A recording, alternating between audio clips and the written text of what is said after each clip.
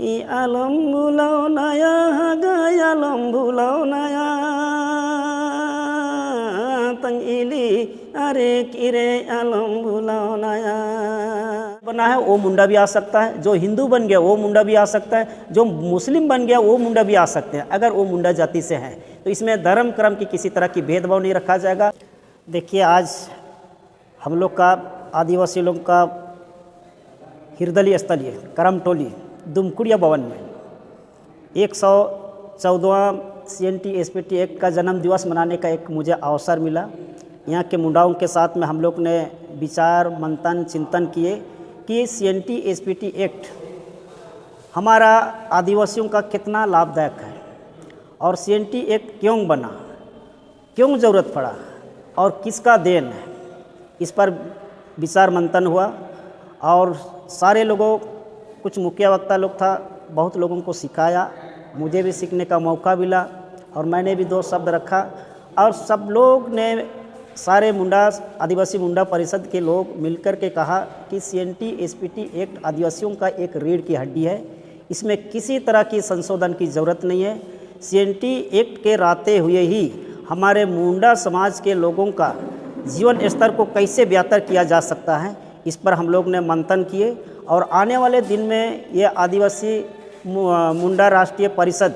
को पूरा national level में विस्तार करने का प्रेम साई मुंडा और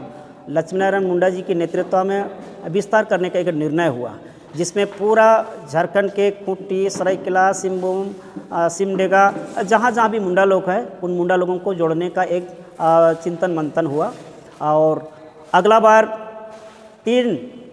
जनवरी को जो जयपाल सिंह मुंडा जी हमारे महापुरुष थे, उसके जन्म दिवस के अवसर पर एक विस्तार से 3 दिन का सम्मेलन करने का एक निर्णय हुआ और उसमें विस्तार से हम सब सीखेंगे कि CNT एक्ट के रहते हुए हम किस तरह सुरक्षित हैं और किस तरह सुरक्षित रह पाएंगे और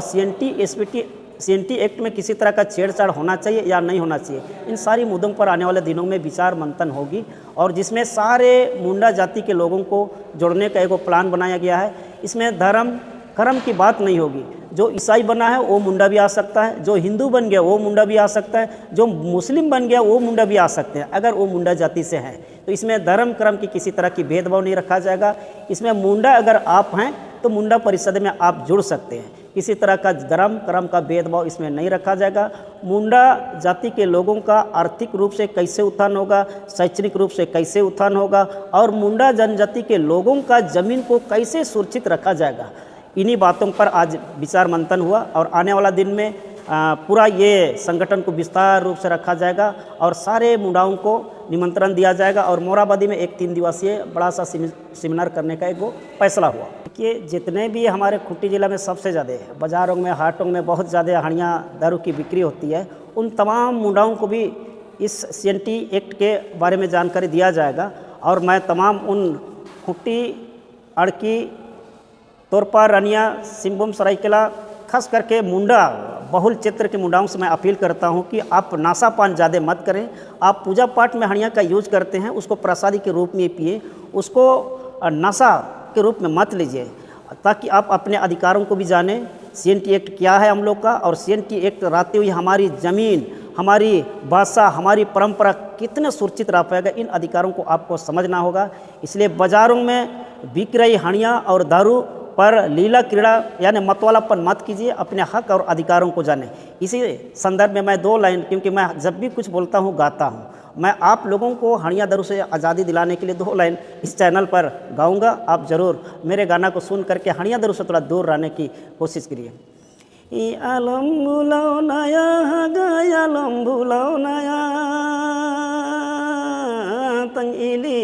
अरे किरे आलम बुलाओ नया ओरे आलम पासे नारे मिसिगो आलम पासे नारे तंग इली अरे किरगो आलम पासे नारे ओरे बेदा मेया कुआ मुंडा को बुलाओ बेया मेया तंज इली अरे कीते को बेदा मेया अरे हिड़ी मेया को रे मिसी को बुलाओ मेया मेरे तंजीली अरे किर कबूला में आ। तमाम मुंडा जनजाति के भाई बहनों से मैं अपील करता हूँ, आप हड़िया दारू से दूर रहें। ये आपके समाज को, आपके परिवार को सर्वनाश कर सकती है। ये जो गाना आपने गाया इसका मतलब क्या होगा? इली आर की रहागा अलम बुलावना, इली हड़िया दारू में आप मत झूम के रहिएगा, क्योंकि आपकी जल जंगल ज़मीन को आपको नशा में फंसा करके डुबा देगा। हड़िया दारू की नशा में आप मत रहें, क्योंकि हड़िया दारू के नशा में अगर रहेंगे तो आपकी जल, आपकी ज़मीन, आपकी अधिकार सबको दीकू लोग लूट लेंगे। यही इसका अर्थ है।